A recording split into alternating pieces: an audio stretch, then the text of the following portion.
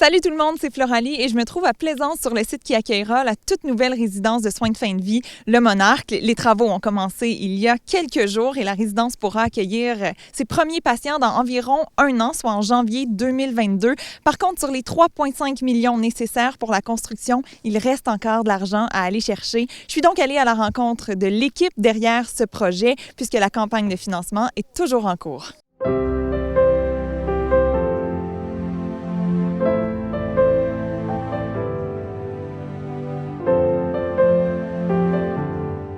Madame Cardinal, pouvez-vous nous remettre en contexte et nous expliquer en fait pourquoi c'est important qu'il y ait une nouvelle résidence de soins de fin de vie à Plaisance? Bien, écoutez, nous, on est en location depuis maintenant 6 ans. On a accueilli 800 personnes et familles et nous voulons élargir nos services. Donc, c'est important de construire notre nouvelle résidence pour pouvoir ouvrir un centre de jour et donner davantage de services et de soutien aux gens. Donc, vous étiez à la base à Montebello et là, un déplacement à Plaisance s'impose pour pouvoir offrir tous ces services supplémentaires. Vous êtes infirmière à la base, hein? Vous êtes aussi directrice du centre Le Monarque. Vous connaissez le milieu hospitalier. C'est quoi le plus que ça fait de décéder dans une maison de soins de fin de vie plutôt que de décéder à la maison directement ou encore en milieu hospitalier? Écoutez, moi, ça fait 28 ans que je suis infirmière. J'ai fait 25 ans soins à domicile. Je me suis rendu compte que les gens à la maison sont souvent démunis, manquent de ressources, sont seuls. Et quand ils viennent à la maison de soins palliatifs, nous, on est là pour les supporter la personne malade, mais la famille surtout. Moi, pour l'avoir vécu personnellement, mon conjoint est décédé d'un cancer, ça fait 10 ans. Il est décédé à la maison. Mon fils avait 19 ans à l'époque. Donc, moi, je devais être l'infirmière, la mère et l'épouse, et j'ai trouvé ça difficile et j'avais toutes les connaissances. Imaginez quelqu'un qui n'a pas ces connaissances-là. Donc, on demande beaucoup aux familles. Donc, c'est un plus de venir chez nous parce qu'on les supporte et ça aide la personne qui va décéder. Quand ils voient qu'on prend soin de la famille, ça enlève un poids sur leurs épaules. C'est vraiment important. Monsieur Yves Berthiaume, vous êtes président de la campagne de financement du Monarque. Combien vous avez amassé là, jusqu'à maintenant? Bonne nouvelle, 2 millions. 2 millions. 2 millions, donc sur un objectif total de 3,5. Il reste quand même 1,5 million à aller chercher, mais c'est possible. Dites-moi, et qu'est-ce que ça donne aux gens là, de faire un don? Est-ce qu'il y a un échange de possible? Oui, il y a une satisfaction personnelle pour monsieur et madame tout le monde de pouvoir donner un don, que ce soit modeste, 50, 100 $, 25 $, peu importe le montant.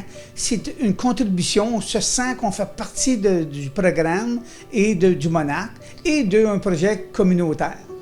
Il y a aussi, pour des dons un peu plus majeurs, possibilité de faire nommer des pièces du Monarque à son nom. Expliquez-nous. Oui, on avait 27 pièces pour des dons majeurs. Parce qu'il reste seulement que 7 pièces pour des dons majeurs, où ce que votre nom va être là pour 10 ans. Gilles Laverne, vous avez eu des proches qui sont décédés là, directement au Monarque. J'aimerais ça que vous nous parliez plus particulièrement de Gilles Saint-Denis. Comment il a vécu ces derniers jours? D'abord, Gilles Saint-Denis, oui, c'est un proche de la famille. Il avait un cancer au rectum qui, ça a pris quelques mois, puis il a dû rentrer au Monarque dans les derniers jours. Et ce qui est beau dans cette histoire-là, malgré qu'il était en fin de vie, c'est qu'il n'était pas encore officiellement marié. Et le Monarque a permis justement cette cérémonie de mariage avec sa conjointe avant qu'il décède. Wow! Et c'est extraordinaire. Vraiment? Je pense que dans un autre établissement, ça n'aurait peut-être pas été aussi possible.